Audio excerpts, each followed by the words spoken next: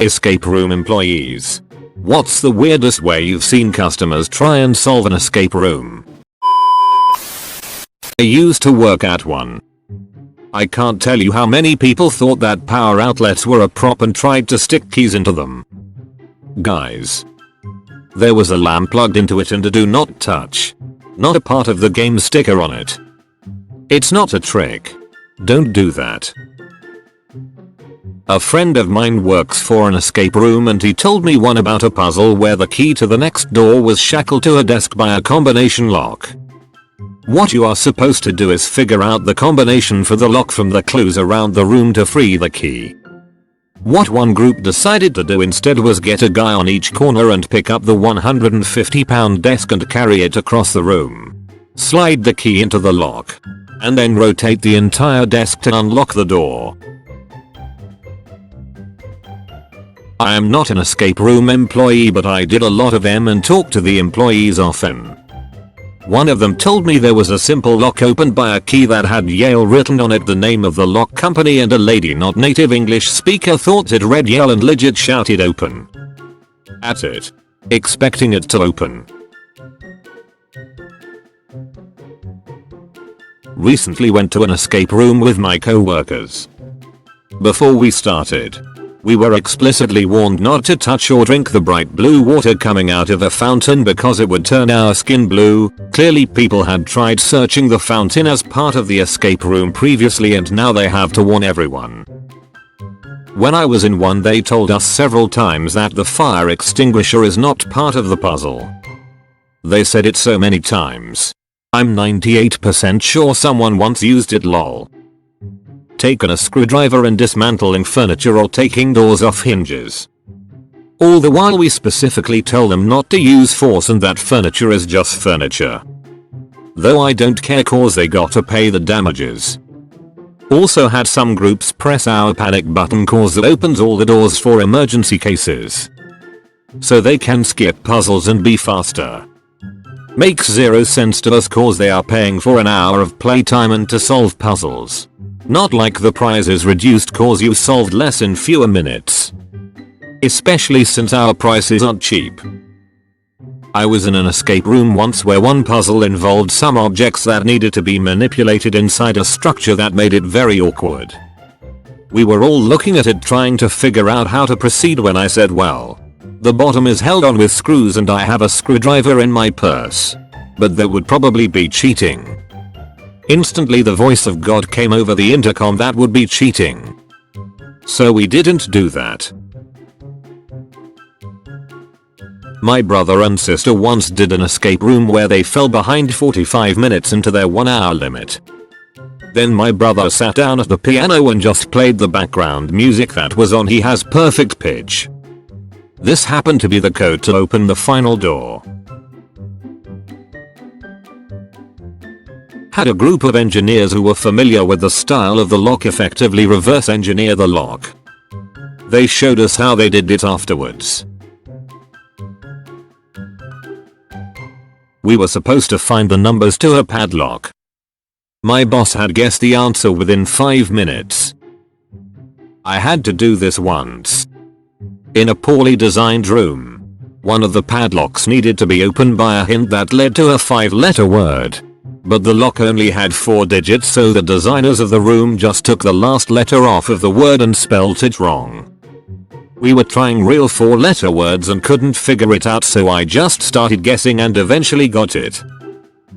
There was a story on here a while ago about a guy in a group of 4 who took a broom from the first room because it had to be for something.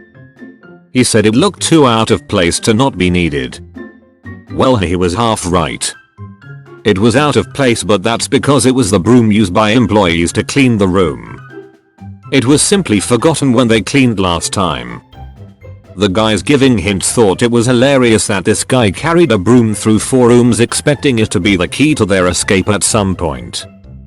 I thought that was funny as hell. One of the puzzles is opened at the start of the room to reveal a large jug of water with a floating key. But the water level is too low for you to reach it. As you progress through the room you get smaller canteens to fill up the jug. Bachelor party comes in already tipsy. orders multiple drinks as they progress through the room. And at some point one of them pisses into the jug to raise the water level. This is what made me leave for another job. If you ever go to an escape room, just know we're judging you for every move you make. I was in a room once with a puzzle that required UV light, and you did find a UV torch somewhere. Problem was, the batteries were as good as dead. Luckily I had a UV torch on me because I hadn't yet unpacked my pockets from night geocaching the previous weekend. Came out of the room, telling the employees, your UV badly needs new batteries. Dash. How did you solve it then? Dash. Well, had my own. Breaking everything. Trying to eat or drink things they should totally not be trying to eat or drink. Trying to eat or drink things they should totally not be trying to eat or drink. What are they even trying to achieve here? Escape rooms are usually fully automated. Do they think there is some magical bit of technology that will trigger when a certain object comes into contact with stomach acid? I don't know if it's the weirdest, but we had a puzzle which involved Morse code. Usually you had to use an endoscope to find the alphabet in a chest. One person in this group actually knew the whole alphabet and was able to solve it. We had a much easier version of that puzzle in a superhero themed room. Essentially, we had broken into the villain's bank and had to transfer each villain's funding to their hero arch nemesis. But you had to send it to the actual person, so Bruce Wayne, not Batman. One part of the puzzle was finding dossiers on each hero with the villain's evidence for who they really were. But across our entire group we knew all of them shoulder-picked more obscure heroes. So it didn't take us long to send the transfers to Mr. B, Wayne, C, Kent, P, Parker, etc. Not an employee. But my group once was so bad that we solved the room by fully misunderstanding the concept, and we ended up getting the 5-digit code to the lockbox via some truly failed logic that shouldn't have worked. Went on a team building escape room and ended up in a room with a colleague we'll call Jeff. Jeff is profoundly deaf, and a large part of this particular room involved listening to messages on dictaphones that could be found in different drawers, etc.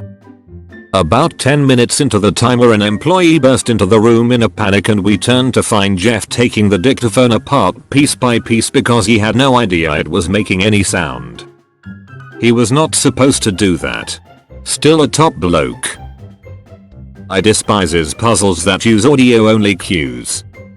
I did a puzzle at a local place before Escape Games blew up that had a heart monitor that played up pseudo Morse code with high and low pitches as short and long. Problem was, they used an octave for the 2 notes and the message was pretty fast.